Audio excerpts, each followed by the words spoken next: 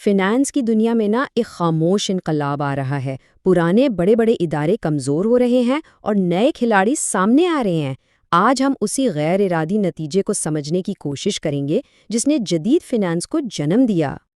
اچھا، تو طاقت کا یہ توازن آخر بدل کیسے رہا ہے؟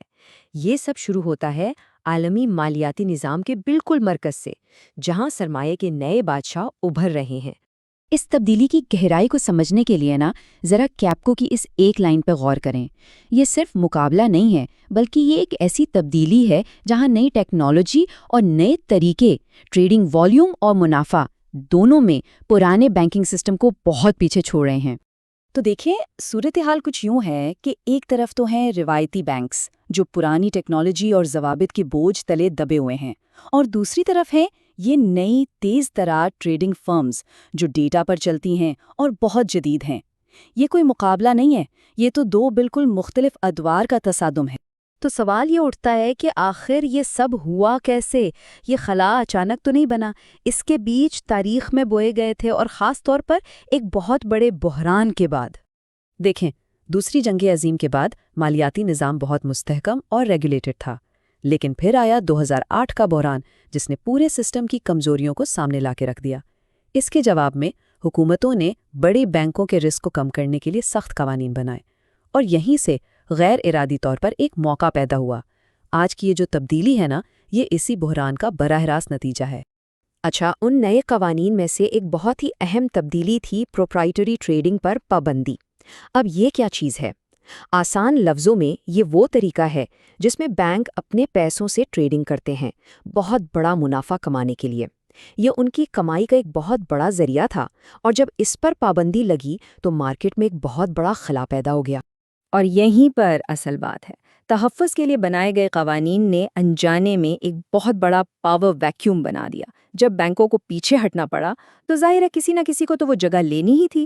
تو سوال یہ ہے کہ اس خلا کو پر کس نے کیا؟ یہیں سے کہانی شروع ہوتی ہے نئے فائنینشیل ٹائٹنز کی، وہ فرمز جو اس نئے ماحول میں پھلی پھولیں۔ اب جین اسٹریٹ جیسی فرموں کو روایتی بینک بالکل نہ سمجھیں، یہ اصل میں ٹیکنالوجی کمپنیاں ہیں جو فائنانس کی دنیا میں کام کر رہی ہیں۔ ان کی بنیاد کوڈ، آٹومیشن اور مشین لرننگ پر ہے۔ یہی چیز انہیں پرانے بینکوں سے کہیں زیادہ تیز اور مؤثر بناتی ہے۔ لیکن کہانی کا ایک دوسرا رخ بھی ہے۔ جب اتنی تیزی سے پاور ان فرمز کی طرف شفٹ ہوتی ہیں جو اتنی ریگولیٹڈ نہیں ہیں، تو ظاہر ہے ریگولیٹرز کی نیندیں اڑ جاتی ہیں۔ انہیں فکر ہوتی ہے مارکیٹ کے استحکام کی اور نئے سسٹمک رسکس کی۔ اور یہ ٹریڈنگ فرمز اکیلی نہیں ہیں، یہ ایک پورے ایکو سسٹم کا حصہ ہیں جس میں وینچر فنڈز جیسی چیزیں بھی شامل ہیں۔ یہ وہ پیسہ ہے جو روایتی بینکنگ سے باہر انوویشن کو ہوا دیتا ہے اور اس پورے انقلاب کی آگ کو اور بھڑکاتا ہے۔ تو اس ساری نئی دنیا میں پرانے کھلاڑی کہاں کھڑے ہیں؟ ان کے سامنے ایک بہت بڑا چیلنج ہے، یا تو خود کو بدلو یا پھر تاریخ کا حصہ بن جاؤ۔ تو روایتی بینک آخر مقابلہ کریں تو کیسے کریں؟ ماہرین کے مطابق ان کے بقا کا راستہ 3 چیزوں پر منحصر ہے۔ پہلا، اپنے ٹیکنالوجی پلیٹ فارمز کو جدید بنانا۔ دوسرا، انٹرآپریبلٹی یعنی باہمی ربط کو اپنانا۔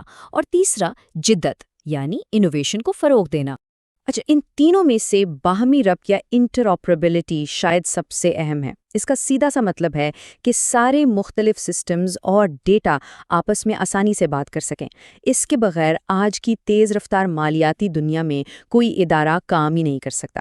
یہ سمجھ لیں کہ یہ جدید فائنانس کی ریڑھ کی ہڈی ہے۔ اور یہ سارے ٹرینڈز ہمیں ایک ہی مرکزی کشمکش پر لے آتے ہیں، ایک ایسی کشمکش جو آنے والی دہائی کی شکل طے کرے گی۔ آخر میں ساری بات اسی ایک توازن پر آ کر ختم ہوتی ہے۔ جیسا کہ کیپکو کی رپورٹ کہتی ہے، پورا عالمی مالیاتی نظام اب جدت اور استحکام کے درمیان ایک بہت ہی نازک رسی پر چل رہا ہے۔ ایک غلط قدم اور سارا توازن بگڑ سکتا ہے۔ اور یہی وہ بڑا سوال ہے جس کا سامنا آج ریگولیٹرز کو، انوویٹرز کو اور دراصل ہم سب کو ہے۔